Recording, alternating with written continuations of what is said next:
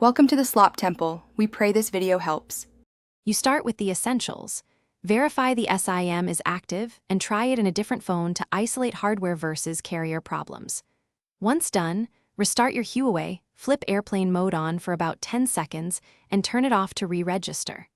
Then open Settings, go to Mobile Network, and set network mode to LTE Preferred or Auto. Make sure manual network selection is off so the phone can pick the strongest carrier. This fixes many immediate registration issues. Next, focus on network features and software. Enable VoLTE LTE and Wi-Fi calling if your carrier supports them, because many modern calls route over LTE. Make sure system and carrier settings are updated. Go to Settings, right arrow System, right arrow Software Update. Clear cached network data by resetting network settings to refresh APN and radio connections. Then verify IMEI and baseband under About Phone.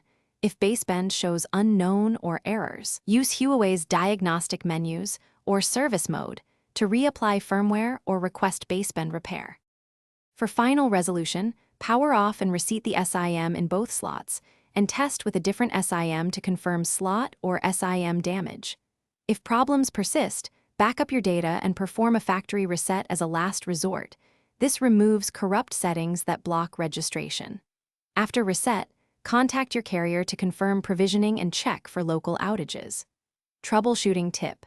If the phone still shows emergency calls only, ask the carrier to verify your account and network provisioning before any hardware repair.